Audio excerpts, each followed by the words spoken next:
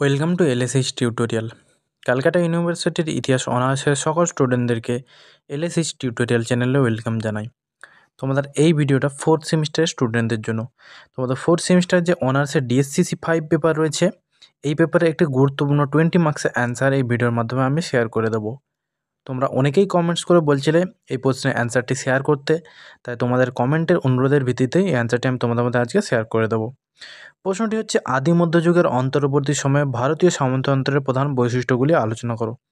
Very important প্রশ্ন। আমি কিন্তু সাজেশানে এই প্রশ্নটা তোমাদের দিয়েছিলাম, একেবারে ফার্স্ট চয়েসে এই প্রশ্নটি দিয়েছিলাম, তাই তোমাদের সেমিস্টারের জন্য কিন্তু এই প্রশ্নটা অতি গুরুত্বপূর্ণ। তাহলে আর বেশি দেরি করছি না, আমি সরাসরি মূল ভিডিওতে আসছি। এবারে আমি অ্যান্সারটি বলছি, তোমরা খাতায় দেখে দেখে নোট ডাউন করে নাও। ভারতের আদি মধ্যযুগ ছিল প্রাচীন রাজকেন্দ্রিক শাসন কাঠামো থেকে এক নতুন সমাজ ও অর্থনৈতিক ব্যবস্থার দিকে পরিবর্তনের যুগ।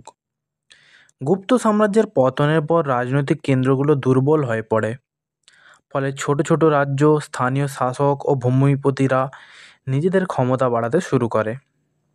এই সময়েই ভারতীয় উপমহাদেশে সামন্ততন্ত্র গড়ে ওঠে, যা ইউরোপীয় সামন্ততন্ত্রের সঙ্গে অনেকটাই তুলনীয় হলেও কিছু স্বতন্ত্র বৈশিষ্ট্যও ছিল। ইতিহাসবিদ আর.এস. শর্মা অর্থাৎ রামচরণ শর্মা এটিকে ইন্ডিয়ান ফিউডালিজম নামে অভিহিত করেছেন। তিনি এর মাধ্যমে ভারতের সামাজিক ও অর্থনৈতিক কাঠামোর বদল ঘটেছে বলে দেখিয়েছেন। পরবর্তী প্যারা দেখো, আদি মধ্যযুগের অন্যতম বড় বৈশিষ্ট্য ছিল শাসন ব্যবস্থার বিকেন্দ্রীকরণ। গুপ্ত সাম্রাজ্যের পতনের পর উত্তর ও দক্ষিণ ভারতে একাধিক রাজবংশ ছোট ছোট অঞ্চল ভাগ করে শাসন করত। কেন্দ্রীয় রাজারা দূরবর্তী অঞ্চল শাসনের জন্য স্থানীয় শাসক বা সামন্তদের ওপর নির্ভর করতেন। এই সামন্তরা নিজেদের অঞ্চলের রাজস্ব আদায়, আইন শৃঙ্খলা বজায় রাখা এবং সৈন্য সরবরাহের দায়িত্বে থাকতেন। ফলে রাজা ও সামন্তের মধ্যে পারস্পরিক নির্ভরশীলতার সম্পর্ক গড়ে ওঠে। রামচরণ শর্মা বলেছেন, এই প্রক্রিয়ায় স্থানীয় শক্তি এতটাই প্রভাবশালী হয়ে ওঠে যে রাজকেন্দ্রিক শাসন প্রায় অকার্যকর হয়ে পড়ে। ফলে বিভিন্ন অঞ্চলে রাজনৈতিক অস্থিরতা ও ক্ষুদ্র যুদ্ধ লেগেই থাকত। এই সময় ভূমিদান প্রথা ছিল সামন্ততন্ত্রের মেরুদণ্ড। রাজারা সৈন্য, কর্মচারী ও ব্রাহ্মণদের বেতন বা পুরস্কার হিসেবে জমি দান করতেন, যা প্রায়ই করমুক্ত হতো। ফলে রাজকোষে রাজস্ব কম আসতে থাকে আর জমির ওপর স্থানীয় সামন্তরা নিয়ন্ত্রণ স্থাপন করে। গৃহীত ভূমির ওপর তারা কৃষকদের কাছ থেকে খাজনা আদায় করত। ইতিহাসবিদ ব্রজদুলাল চট্টোপাধ্যায়ের মতে, এই ভূমিদান প্রথার ফলে রাজস্বের বিকেন্দ্রীকরণ ঘটে এবং স্থানীয় জমিদাররা নতুন করে শাসক শ্রেণী হিসেবে প্রতিষ্ঠিত হয়। এভাবে রাজা একদিকে সেনা শক্তি পেতেন, অন্যদিকে সামন্তদের একচ্ছত্র ক্ষমতা বাড়তে থাকে। সামন্ততন্ত্রের জমির সাথে সামরিক শক্তি সরাসরি যুক্ত ছিল। স্থানীয় সামন্তরা শর্ত সাপেক্ষে রাজাকে সৈন্য অস্ত্র সরবরাহ করত। বিনিময়ে তারা ভূমি সম্পত্তি ভোগ করত এবং প্রায় স্বাধীন শাসক হিসেবে নিজ অঞ্চলে কর্তৃত্ব করত। এভাবে সামন্তরা একদিকে যেমন স্থানীয় জনগণের উপর শাসন ও শোষণ চালাতেন, অন্যদিকে রাজশক্তিকে সামরিক দিক থেকে শক্তি যোগাতেন। এই সামরিক ক্ষমতার জোরেই অনেক সামন্ত পরবর্তীতে নিজেদের মধ্যে শক্তির লড়াইয়ে লিপ্ত হয়ে স্বতন্ত্র রাজ্য গঠন করতেন। ফলে আদি মধ্যযুগের ভারতীয় রাজনীতিতে ছোট ছোট রাজ্য, উপরাজ্য এবং ক্ষুদ্র শক্তি কেন্দ্রের উদ্ভব ঘটে, যা রাজনৈতিক খণ্ডীকরণের অন্যতম দৃষ্টান্ত হয়ে ওঠে। হরবংশ মুখিয়া তার লেখায় উল্লেখ করেছেন, এই প্রক্রিয়ায় রাজারা একদিকে সামরিক শক্তি রক্ষা করতে সক্ষম হয়েছিলেন, কিন্তু দীর্ঘমেয়াদে সামন্তদের শক্তি এতটাই বাড়ে যে কেন্দ্রীয় নিয়ন্ত্রণ প্রায় ক্ষীণ হয়ে পড়ে।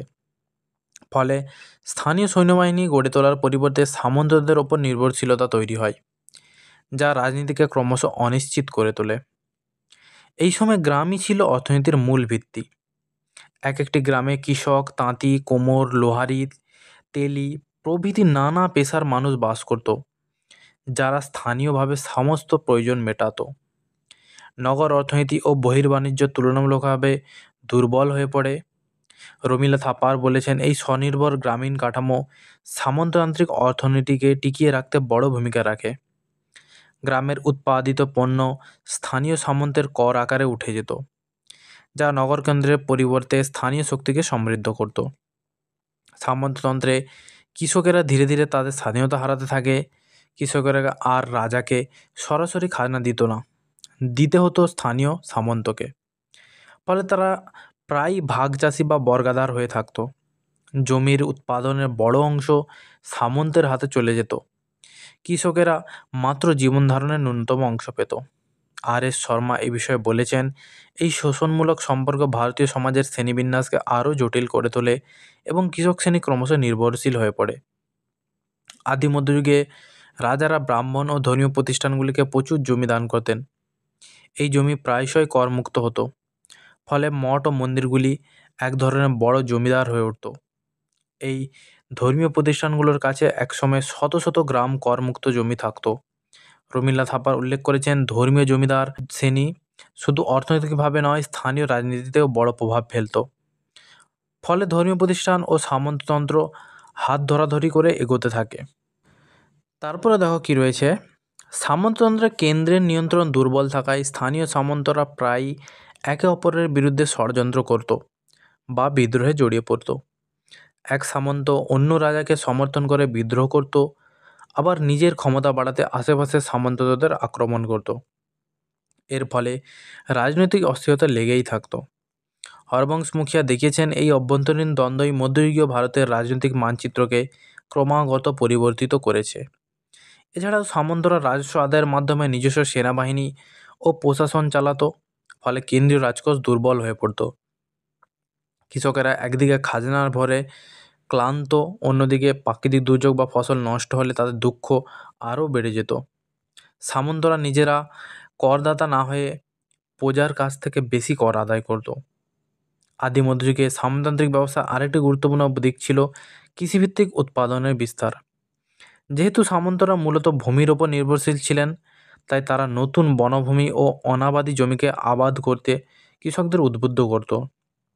অনেক অঞ্চলে কৃষিকে সম্প্রসারণ করতে নতুন সেচ ব্যবস্থা, ট্যাঙ্ক ও কূপ খনন করা হতো।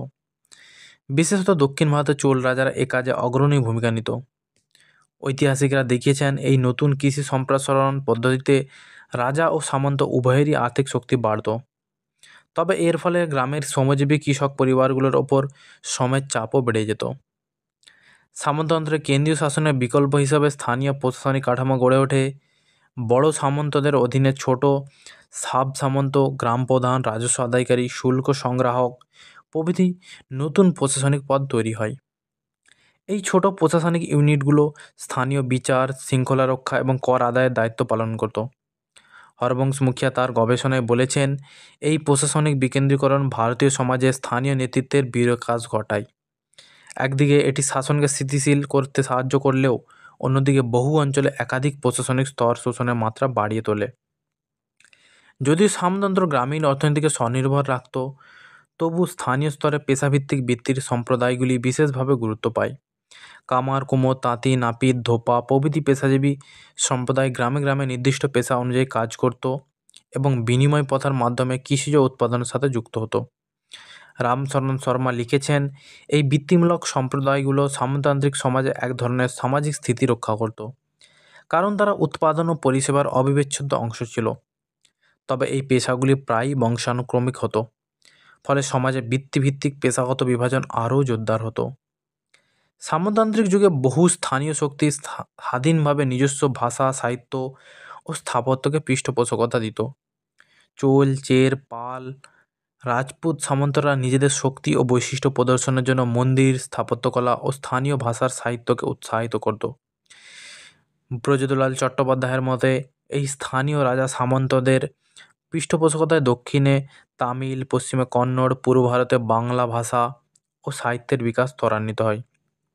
ফলে একদিকে কেন্দ্রের নিয়ন্ত্রণ দুর্বল হলেও সাংস্কৃতিকভাবে বিভিন্ন অঞ্চল নিজের স্বতন্ত্র পরিচয় গড়ে তোলে, যা পরবর্তী মধ্যযুগীয় ভারতের সাংস্কৃতিক বৈচিত্র্যের ভিত্তি স্থাপন করে। সুতরাং বলা যায়, আদি মধ্যযুগের অন্তর্বর্তী সময়ে ভারতীয় সামন্ততন্ত্র ছিল একটি জমিভিত্তিক, বিকেন্দ্রীকৃত ও সামরিক আনুগত্যের উপর নির্ভরশীল রাজনৈতিক কাঠামো। এটি প্রাচীন রাজতান্ত্রিক কেন্দ্রিকতার পরিবর্তে আঞ্চলিক ক্ষমতার গোষ্ঠীর প্রভাব বাড়িয়েছিল। জমিদার বা সামন্তদের এই শাসন ব্যবস্থা সমাজে উচ্চবর্ণের আধিপত্যকে মজবুত করেছিল, জাতিভিত্তিক শ্রেণীবিভাজনকে আরও গভীর করেছিল এবং কৃষিজীবী জনগোষ্ঠীর ওপর শোষণের জাল বিস্তার করেছিল।